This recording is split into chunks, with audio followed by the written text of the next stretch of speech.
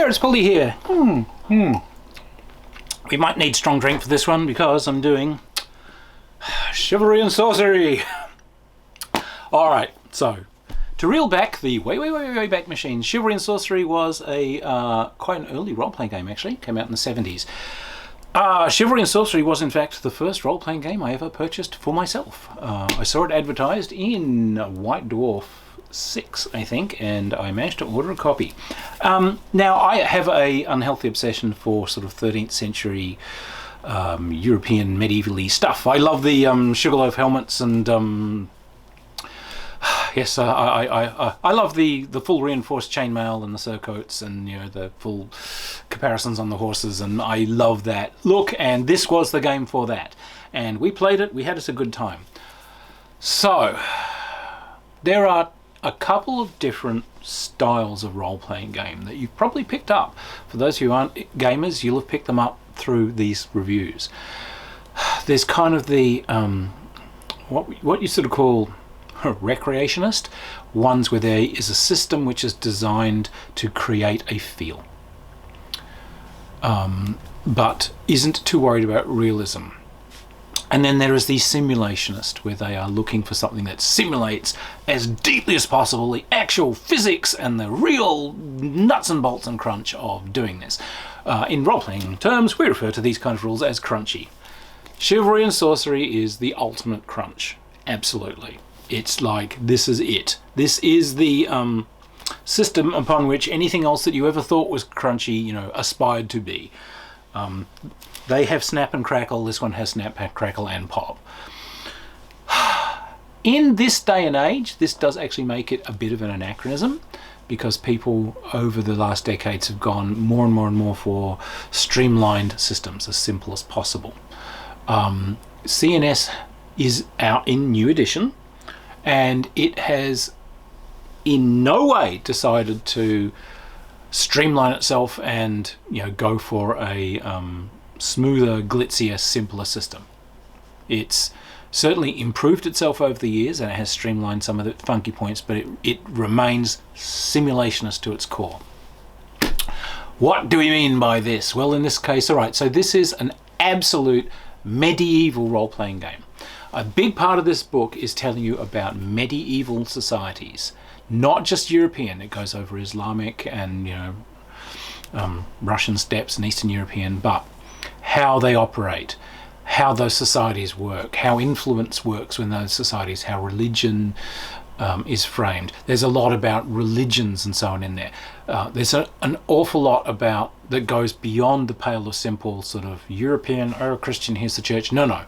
The designers have laid out Islam with all of its different variations in jurisprudence and the different groups that believe in different sort of hadiths, and, you know, it's like, all of its customs and it's all in there. Judaism, done the same way.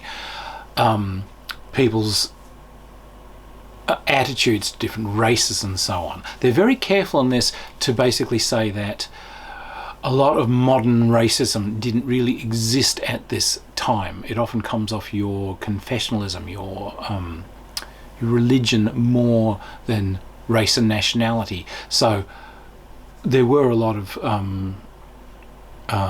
Africans and so on who coming into European areas, and they were obviously remarked upon because it's like, whoa, but they were aware that these people existed and had heard tales of them. They're not like shunned for being like, oh, you're blacker than we are. They're not seen specifically as some kind of weird devil and so on. So all right, they're very good at this. They also have some long discussions about female characters and how you want to do your game. Here's exactly what happened in the Middle Ages. Women are actually a lot freer at the period than people think, and they've got a lot of examples of different women that achieve different things there as inspiration. But you decide, do you want that to be historical, or do you want to crank it up a little bit more? And if you want female knights running around waving swords and whatever, then go for it. Or do you want to say that's more of a male thing, but let's say the women are more respected in sorcery and these sorts of things? Up to you. So you can do this a bit, but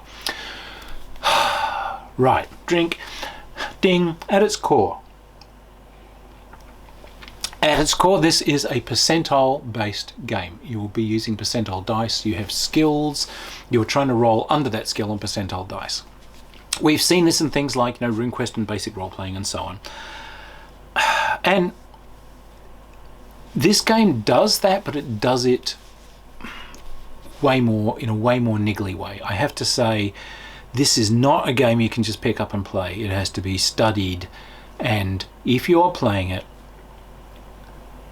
the games master is going to have to be an expert in it. They're going to have to have read this cover to cover and understand, because the players may not.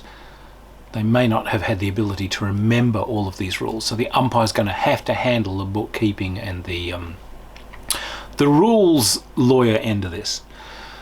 Creating a character is quite complex, because you have to generate your place within the society and then create someone with vocations that work within that society.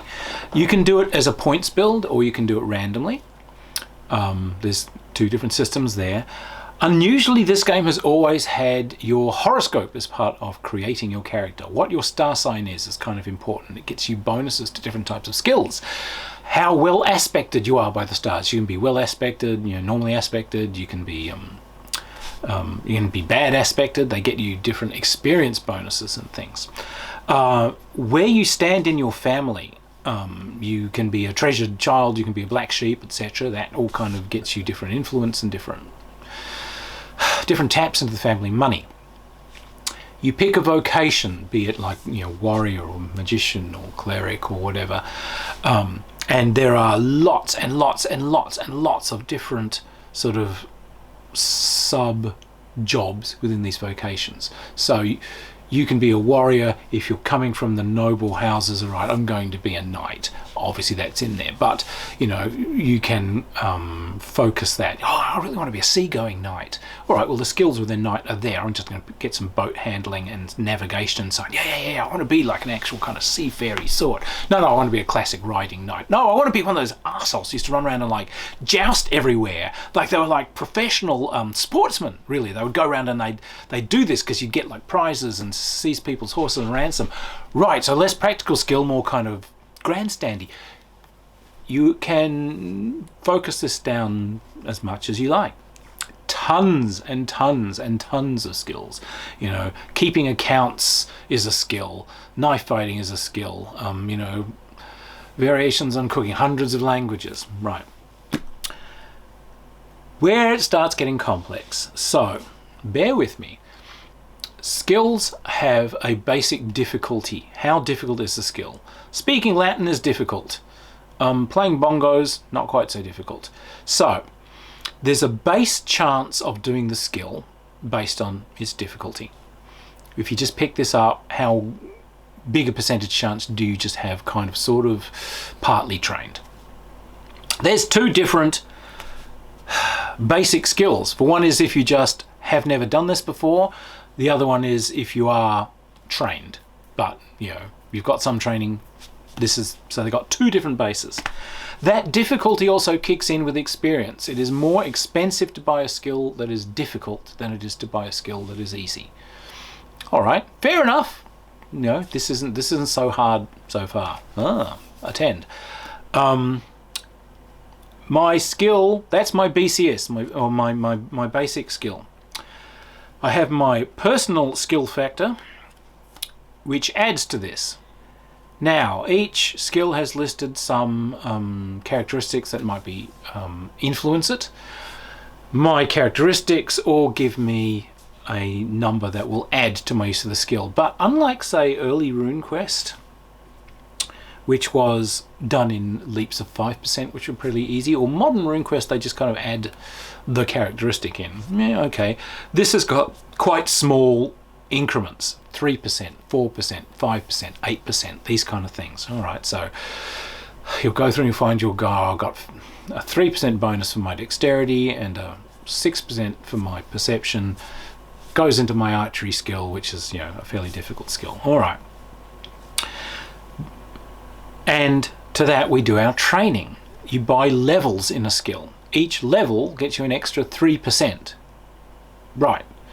So I've got 6% for my vision and 3% for my dexterity. I've got 3 levels of skill in it, which is another 9%. So it's these very small increments that add together. All right, fair enough. When we get to combat, okay, so combat, all right, you've got fatigue and you've got body. Weapons take damage off your fatigue until your fatigue runs out, and then they do body. When your body gets to 0, you're a goner. You also, however, burn up fatigue when you're casting spells. You burn up fatigue when you're doing actions.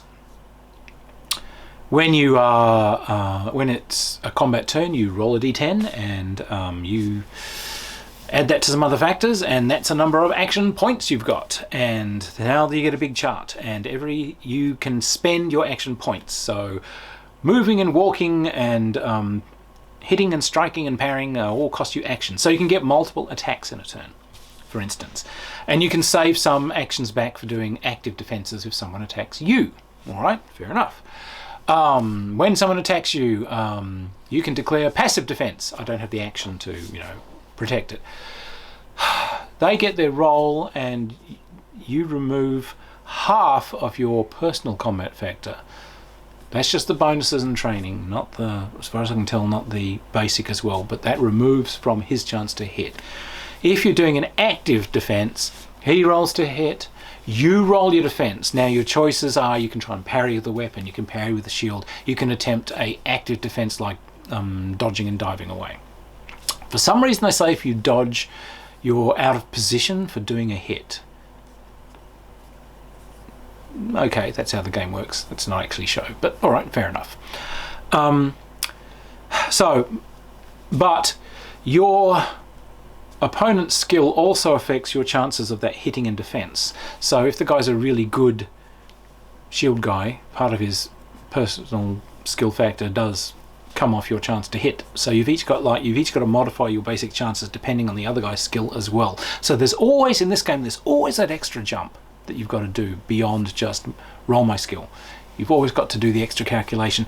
Now this isn't a bad thing, and it's a nice thing in a way. It's like, well, I'm going to try and hit this guy with a sword. Yeah, but he's not only really good at shield, but the way he does the shield interferes with your choice of tactics. All right, so there is that little bit of extra realism, and that's what this game is about. There's always a bit of extra realism. Now, when you roll to hit, or roll any skill, in fact, you always roll a d10 with it. That's the critical dice, and that tells you the effect of it. So if you succeed, the level of critical tells you how well. So if it's a 1, you barely got past. If it's 10, yay, champion! In combat, this obviously adds to the damage and so forth. Now, the weapons, you can bash with a weapon. If a weapon hits someone, because these are big, heavy medieval weapons, the weapon has written on it the score on the critical dice you need to do a bash with that weapon. So as well as just doing damage, it's the bash, which staggers him back, drives him to his knees, rocks him, beyond just like, bing, getting him. And there's another chart you go to. So if you've gotten the bash, now you roll and you see what the results of the bash are. And that is going to depend on how big you are versus how big he is versus what sort of, there's a change to it depending on the size of the weapon you used or whatever. Basically, if you're both the same size and someone hits you with a two-handed axe, it might drive you to your knees, broadsword, or you bash into someone with a shield, you might stagger him back. But those kind of bonuses then come into the next hit. You might now get a tactical advantage on the guy, so it's harder for him to parry, easier for you to hit. All right, fair enough. When the damage lands, armor has a effect which it removes from the weapon. However, the armor is rated differently for the different types of attack it gets. So it's got different ratings for defending against slashing weapons versus impact weapons like maces and hammers versus piercing weapons like lances and spears versus energy like being hit by fire. So you have to keep track of a lot. Armor, if it doesn't absorb all the damage, armor starts taking damage, so the armor starts getting whittled down. If you're parrying with shields and so on, it only absorbs a set amount of damage. Armor that gets, if you have 9 points in shield and someone does 12 points of damage, 3 points gets through to you. If a shield takes damage beyond its ability to block, it's got a 10% chance of busting. That is accumulated with each time this happens. So you've got to keep a track on the number of times this has happened, because the shield can break, and then so you're going to have to keep track of that as well. So, you know, there is all this kind of little bookkeeping you're going to have to do. This isn't just straight pick up and play. Now, like I said, this isn't a bad thing, but this is for a level of absolute realism if you really wanted that. That's what you're getting. That's why you got this game. The weird strength of this game, and one that it's retained, is this amazingly and even more complex magic system. These guys did a magic system and a half. It's got every single kind of magical tradition you could think of, all the different hermetic traditions, all the thaumaturgic traditions, necromancies, and they're done in immense detail. They have a core mechanism where a spell has a difficulty. What you have to do is practice the spell, and when you try and cast a spell, you're rolling against its difficulty, comes off your chance of making the spell happen. What you want to do is pre-practice the spell so that that difficulty goes down for you, so that when it's time for you to actually use it, you've got this thing at the easiest possible roll to use it. You can only have a set number of spells that you can actually do this to, depending on your experience. So you've got to choose what you do. Now, some of the spells are built in kit form. So if you're doing elemental magics and so on, you'll look through this and you'll find these kits, and you make your own spells, which is what I quite liked about this. So it's like, all right, I want to do fire. All right, let's say there's a fire burning. I want the ability to detach that fire. Okay, so I get detach. And now I want to be able to move that fire so it can hit someone. Okay, accelerate. All right, so I can pick up the campfire, just the blazy part, and I can chuck it at someone. Wait, I want it to do more damage, so I want to do intensify. All right, detach, intensify, accelerate. So these are all kits, and you're trying to make pick up the campfire fireball. That's what I'm calling the spell. I add together its difficulties, and this is the thing that I practice as a conglomerate kit that I've made. It's my spell, my very own thing. I don't want to pick up flame that's already there. That might not be there. I want to make it. All right, I'm going to have to create it. All right, create, intensify, accelerate. So you make this stuff. So your spells are yours. So the funny thing about being a magician is, by learning spells, you actually gain experience. By making magic items, you also gain experience. You might never leave, if you played it right, you might never leave the laboratory. Because it costs an enormous amount of fatigue and often time to use these spells, what any smart magician does is he basically makes magic items that have these things in them.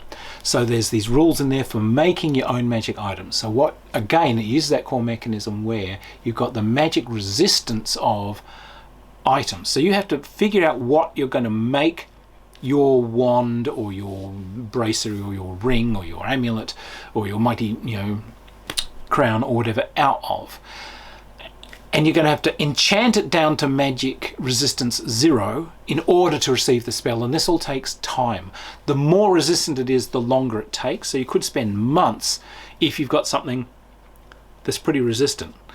So what any worthy magician then does is, well, I don't want to spend 3 months of my life making my sodding wand.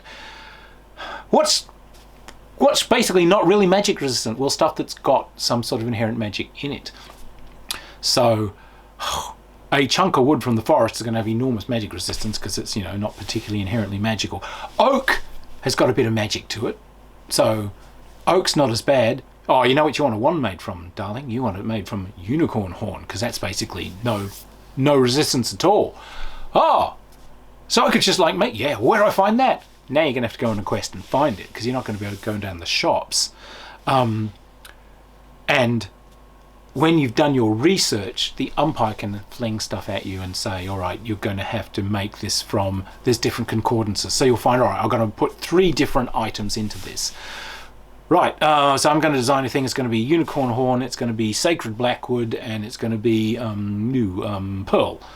All right. Well, the pearl you can probably find. Sacred blackwood, you might be able to find someone if you go around and talk to enough rangers and things. Someone might have seen one of those. Unicorn, you're going to have to look. So there's actually quests involved in just equipping your magic user. Hundreds of different sorts of magic user. Dance, chant, magic users, necromancers, thaumaturgus, there's druidical styles. Okay, so very, very, very, very complex to be a magic user because of that. There are some magic using styles where you're picking spells from a list, but if you're wanting to go those hermetic ones that make their own, you're going to have to be a player that really gets off on this stuff, and you'll decide to play it one week, grab the rules, and you'll come back and show the umpire all the cool stuff that you've done, basically. But there are magician styles where you just pick from a list. Clerics are also kind of complex because what happens is they're drawing on faith, not just theirs, but also their followers and so on, and they've got their own spell lists that they draw from with their own miracles and their own powers. And like I said, they're very specific on not just Christian, but also Jewish and Islamic. There are certain different things that each of these faiths do. There are certain different strictures. It's got all the different things that you can and can't do, what each one of these groups sees as sins, what each one of these things sees as correct behaviour, etc., etc., etc. Your behaviour within that religion gets you essentially faith and so on that you can draw on to do this. There's an interesting little bit where you can actually, if you become like a sainted character, essentially if people start putting belief into you because of the stuff that you do, that's kind of how saints are born. There's people who start channeling their faith directly at you. You can start drawing on that, which means you can do more miracles. So if you go out there and you do great and mighty things, as as mighty exemplar, people like, oh my God, look, look, it's the mighty friar or whatever. Yeah, you can gain power off that, and off you go. There's a lot of demons and so on in this. You can summon demons. You can summon other powers. You can summon horrible things. Don't do it. If you do bad magic, it can kind of whittle down your aspects, so you can become bad aspected as you become a rotten person. And yeah, they do have some lists. Now, original Red Book CNS, someone had copied out from the Lesser Key of Solomon all the mighty demons and so on.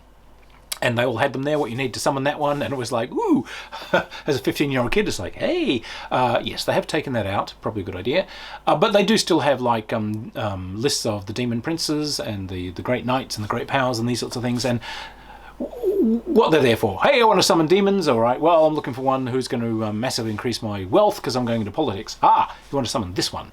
He gives you political power and the ability to bend people's minds. Ah, okay, sounds like the guy for me. So that's all in there. Equipment is done in exquisite detail, of course. If you want to buy olives, if you are really keen on different types of hemp rope, if you need boxes, crates, barrels, clothing of every description is done in immense detail. There are also rules here for running fiefs and so on, how much your fiefs are worth, given the land, what's coming into it, what it costs to run it. So manorial economics are all there. There is a social system because societies are so important in medieval things. You can't just run up and say, hey, I want to see the Duke. There's a whole system for given what your position in society is, what your chances are of getting audiences and so on.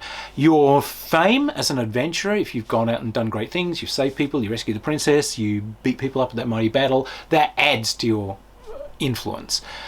Once you've met someone, if you're looking for favours, there's then a chance of can you screw a favour out of this person. And again, it comes down to your influence. So, those sorts of things are there. It's not left up to just airy-fairy imaginings. There's actually a system in place. Now, CNS is extremely well supported. There are a lot of adventures done for this. There are also other settings. They have done a samurai setting for this. There are worlds and so on laid out for this. And it's done in this exquisite detail. These are beautiful worlds because of this attention to economics and the attention to basically making a world that physically functions, they're good.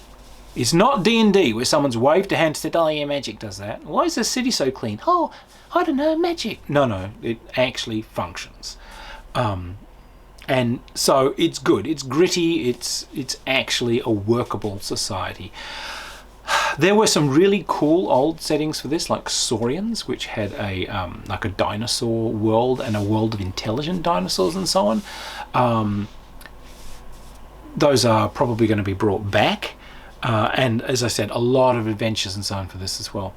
So, you know, in conclusion, this is the latest version. It's a beautiful piece of work. It's absolutely stunning.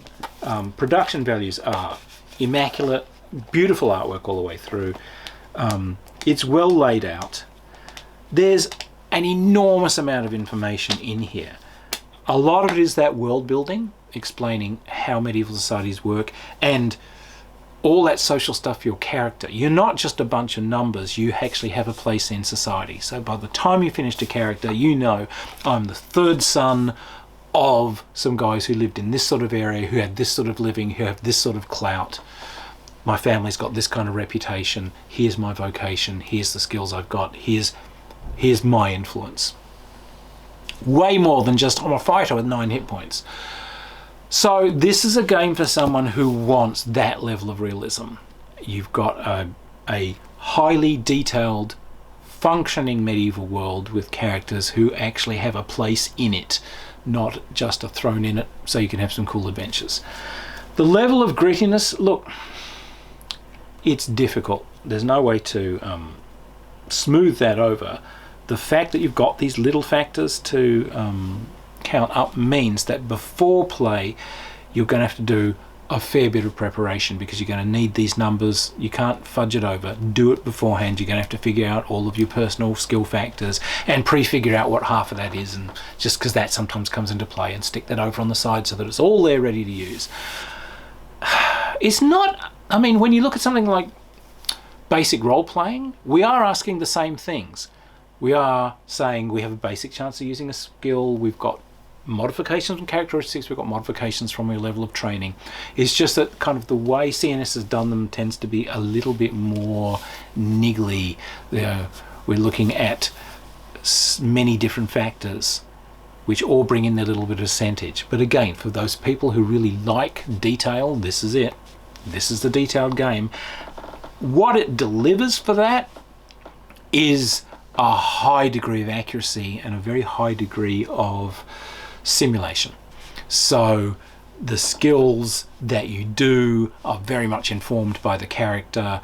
The results of the skill checks are very specific. In combat, yeah, you are going to wear people's fatigue down. You are going to send them bashing and staggering. There are going to be tactics involved in you figuring out what action points you're going to use for what. Are you reserving some for active defenses? There's even layers of extra kind of tactical things you can do in a game. You can choose tactics and cross-reference them against the other guy. I'm going all in. I'm going berserk. I'm circling. I'm cautious. Lots of options. There are some simplified options all through this too, by the way. So there is often a simplified combat system and the full combat system. If you don't want to go full simulationist, there is the cut-down version.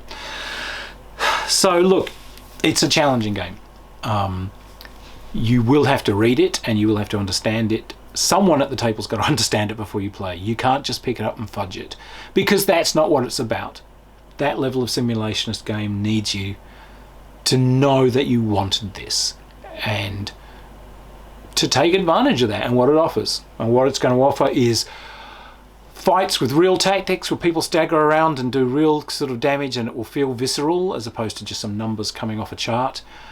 Skill rolls and so on where you feel your character's training and so forth really did have a part in it. And a game where you're not really moving through a vacuum, but you are a person living in a medieval world. So look, it survived the years, and it survived the years for a really good reason. No one does it quite like Chivalry and Sorcery. So, Chivalry and Sorcery. Like I said, no one does it better. It's a commitment. You're going to have to read it. You're going to have to understand it. But what you get out of it is one hell of a game. Really glad to see it back. I'm really glad it survived the years. It was a great love of mine as a kid. I am happy to see that it's a survivor. Anyway, cheers! If you like the reviews, yay! Like, subscribe, catch me on Patreon. Okay, cheers everybody, keep gaming.